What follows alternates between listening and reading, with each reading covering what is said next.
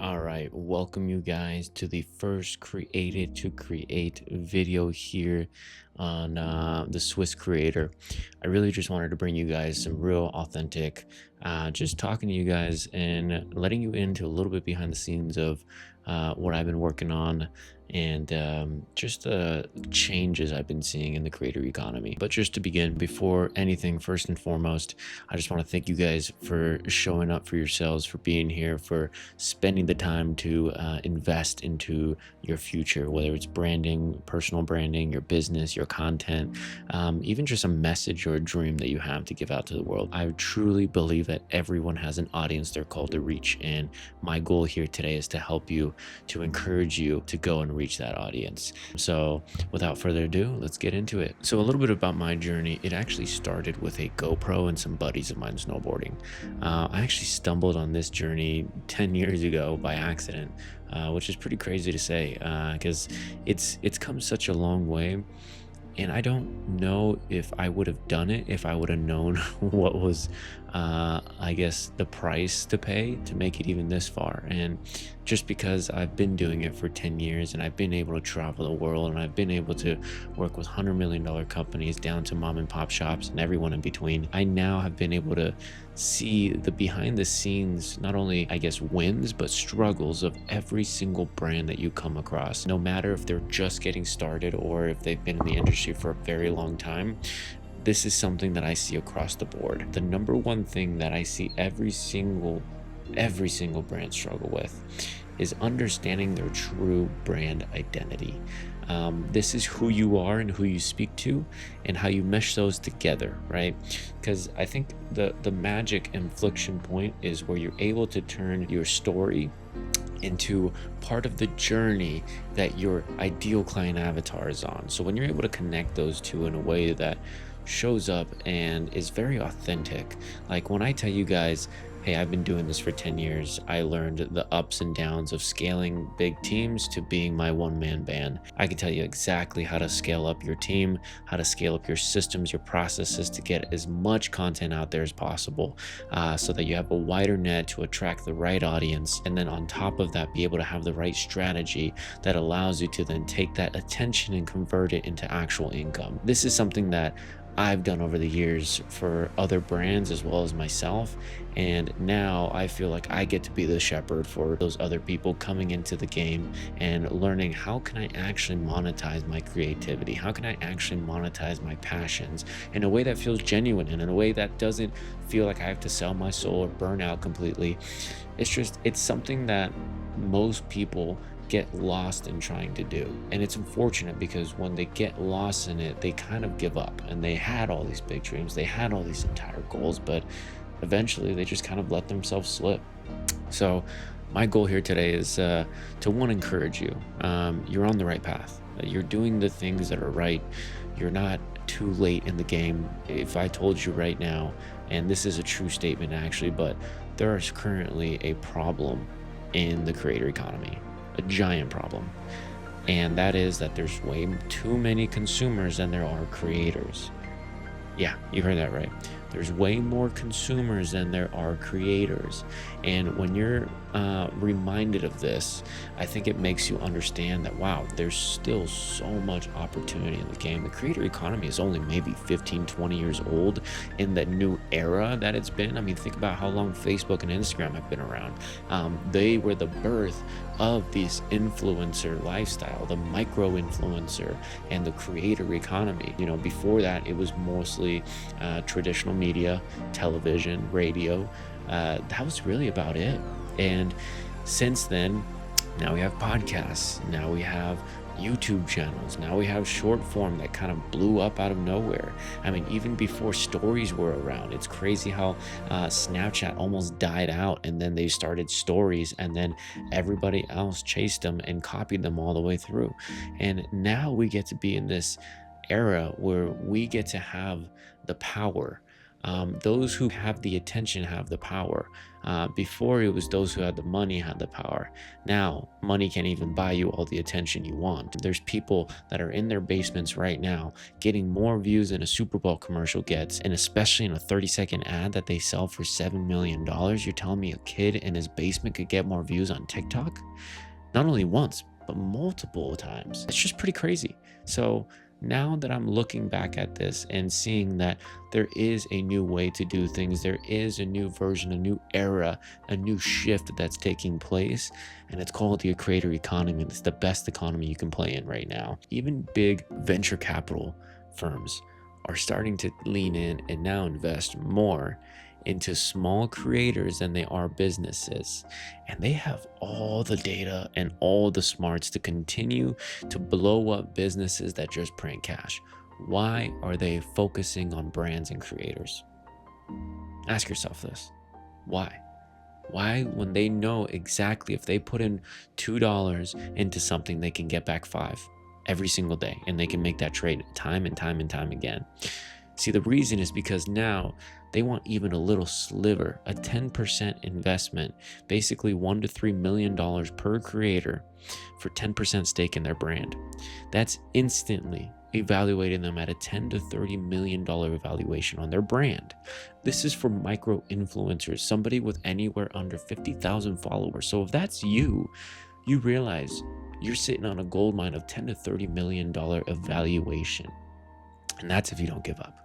That's if you keep going. That's if you continue to learn how to play the game. And here I want to teach you guys a few fundamental lessons of playing the game. Number one is you got to know who you're talking to. That is first and foremost, because I could do a dancing TikTok and do something completely outrageous today and get millions of views off the bat. But will it all funnel back to my offer? Whatever my offer, product or services, does it funnel back to it? Will it be the people I need? Because if I'm a construction business, a bunch of 18-year-olds laughing at me dancing on TikTok isn't going to be the people I'm looking for. They're in apartments and dorms and whatever in college, and they're not looking for construction. They're not looking to get an addition to their back house, an ADU put into their backyard and their garage turned over. Like, these people are in a current situation where that doesn't matter. See, because the main thing here is you want to attract the right people. And knowing how to attract the right people starts with knowing what you're putting out. So I call this attraction marketing. Attraction marketing is where you're putting out the things that begin to attract the core demographic, the audience you want. There's a saying that goes, don't chase the butterflies, build the garden. With your content, with your pages, your platforms, your channels, you want to be able to build the garden. Build the places where your demographic wants to hang out. That's what you want to build. That you want to build a page that consistently makes them want to come back time and time again to your page. Why?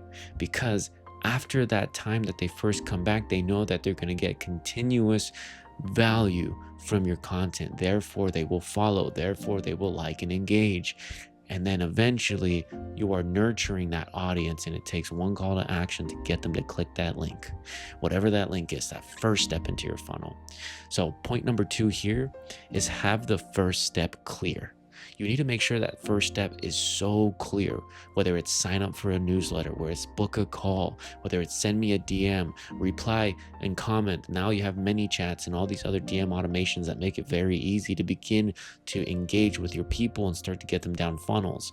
You need to understand where that first point, because you're not selling your course, your product, your service, your offer. You're selling that first step into your funnel. That's it. That's the only thing you have to focus on. And then after that, we have point number 3. See, point number 3 here is for those people who are doing content on their own or who have a team who is doing their content. There's a thing about being a creative or leading creatives that founders and business owners need to know. It's a hamster wheel of content. Unless you have systems in place to make sure your team or yourself are not burning out in content, you're not going to continue to do it at the same level, if not higher. Because every single time you make content, you should be looking at the 1% difference you could do better. But these are the 1% differences that then turn into SOPs, right? Standard operating procedures.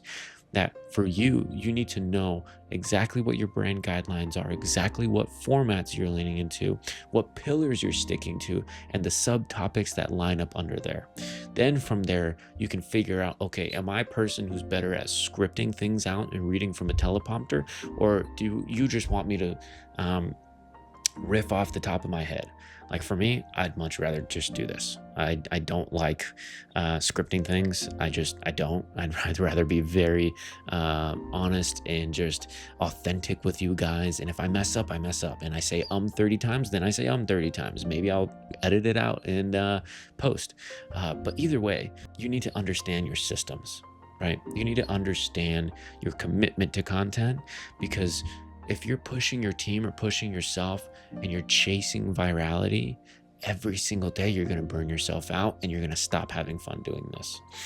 And that's the main key. As cliche as it sounds, is you need to keep having fun with this, because if you don't, people will feel it through your content and you're going to stop doing it. You're going to do it less and less until eventually you just stop altogether.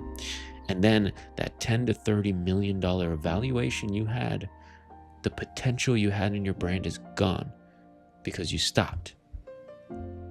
So if anything I can tell you above these 3 points, not only to know who you're attracting, to make sure that first step in the funnel is clear, and to have the systems to be consistent, is to make sure you don't quit. You keep going. You have a message you are meant to bring to this world, and if you stop doing that, if you stop pursuing that through your content, then nobody gets to hear that message. You're doing a disservice to all the people who need your help. I had a friend once tell me this when I had a first podcast that I started years ago. I was so afraid to put out my first episode because I just felt unqualified. I didn't think that I was somebody who could give people advice. I hadn't made it any money in business, really. I hadn't done anything really in media either. This was really just my first couple years doing it. I mean, even though I did have some stuff under my belt, I did travel some, I did work with some big entrepreneurs and YouTubers and entertainers, and I still felt so unqualified. This is because when I put out this information, I'm not doing it from a pedestal of I'm up here. I'm doing it of like I'm right there with you, because I went through all of this for the last decade, and I still struggle with the same things that I've just learned to overcome with little mindset tools, little, I guess, pieces of wisdom, little tactics and tips that help. But overall, the only thing I can say that's kept me in the game this long is simply not quitting. So I want to encourage you guys today. If you feel like you're running on fumes, if you feel like you're at your wit's end with content, you're like, I'm just done with this, whether it's working or not working, you're probably still burnt out, I can tell you this: there's always a new spark to look for. When you dive deep into that next spark, that next level of content, of inspiration, of creativity, of sharpening yourself and your skills and your expertise, you get a new spark. And when that spark comes in, you're ready to fly. You're ready to take control, run as fast as you can, put out as much content as you can, speak your message with conviction and authority in your marketplace. I'm telling you, it's worth it. So don't stop doing it. And if you want my help, I'm happy to see how I can help you. Either comment below any questions you might have. I'm going to be making a ton more videos like this, just answering specific questions to you guys. So please comment below. And if you want even more help, just click the links in my description and you'll see all the different ways I help creators today. I have it all for you guys. I made it specifically for all the creators out there looking to dominate their industry, to dominate their niche through their brands. So if you're a founder-led brand, business, or company, reach out to me, DM me. I'd love to connect with you. And I will see you guys on the next one. Peace.